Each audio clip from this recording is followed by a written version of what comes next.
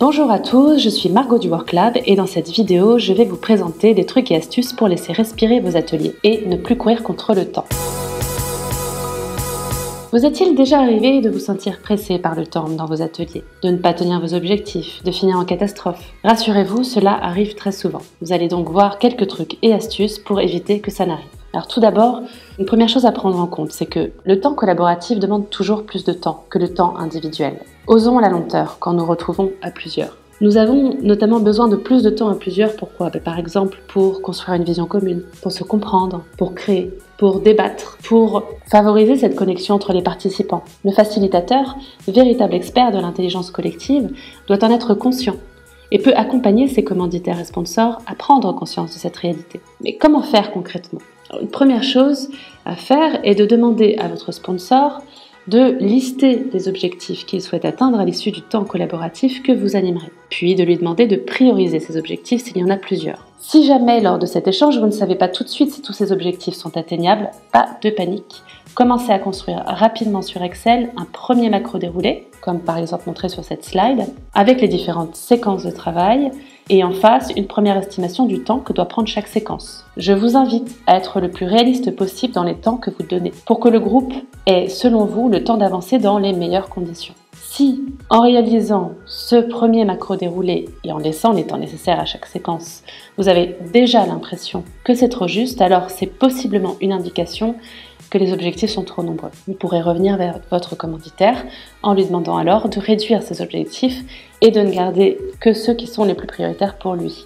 Ah oui, il y a un piège qu'on rencontre assez souvent dans l'accompagnement de nos sponsors, c'est qu'ils confondent souvent les objectifs d'une démarche avec les objectifs d'un atelier. Par exemple, si un sponsor vous dit « Je souhaiterais qu'à l'issue de l'atelier, on puisse observer un changement de posture managériale », ça typiquement, il s'agit d'un objectif de transformation de savoir-être qui ne peut bien souvent pas être obtenu après un seul premier atelier collaboratif.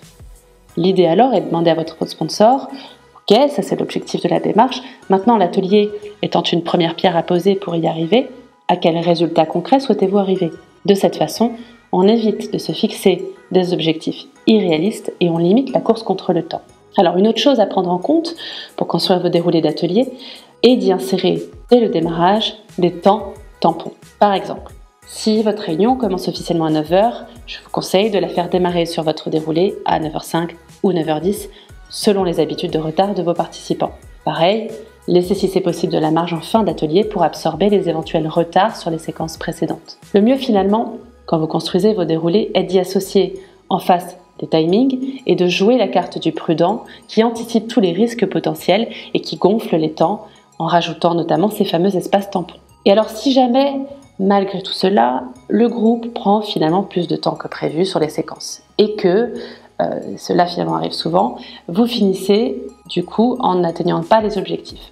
Je vous conseille de ne jamais finir en catastrophe votre atelier.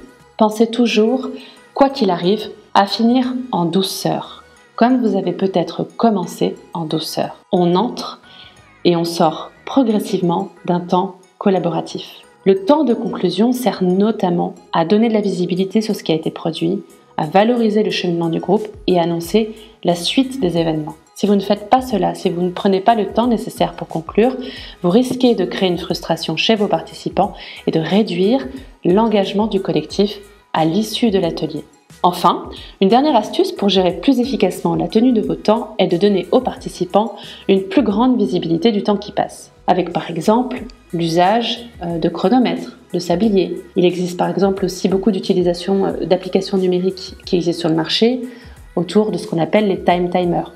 Cela permet en fait aux participants, laissés en autonomie sur des temps collaboratifs, de voir concrètement où ils en sont. De la même façon, la méthode dite des 4 quarts permet aussi d'accompagner les participants dans leur temps autonome de travail.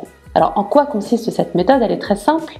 Il suffit de diviser les temps que vous allouez à un groupe, que vous annoncez, en 4 et d'annoncer tous les quarts de temps combien de temps il reste. Si par exemple vous avez donné 20 minutes à un groupe, dans ce cas-là, toutes les 5 minutes, vous scandez le temps qui passe. Ce n'est pas du tout fait pour stresser le groupe, c'est vraiment fait pour que le groupe puisse se représenter ce temps qui passe, organiser son travail et finir finalement en atteignant les objectifs dans le temps alloué. Si, mettons, vous ne faites pas ça et que par exemple vous annoncez 20 minutes de temps et que vous n'intervenez qu'à la fin des 2 minutes auprès du groupe en disant « il vous reste 2 minutes », vous pouvez être sûr que ce sera panique à bord, que le groupe n'aura pas le temps de terminer et de retomber sur ses pattes et qui vous explosera ses temps. Donc la méthode des 4 quarts permet vraiment au groupe de s'organiser et d'atterrir comme il faut au bout du temps imparti. Voilà donc quelques astuces qui, nous l'espérons, vous aideront à laisser davantage respirer vos ateliers. Alors si vous souhaitez vous perfectionner dans l'art de la facilitation, et notamment dans la construction de déroulés plus efficaces, nous proposons une formation sur 3 jours dédiée à la facilitation de groupe. Vous pourrez cliquer sur le lien que je vous laisse dans la description de la vidéo pour découvrir le programme de la formation. Merci à vous et à bientôt.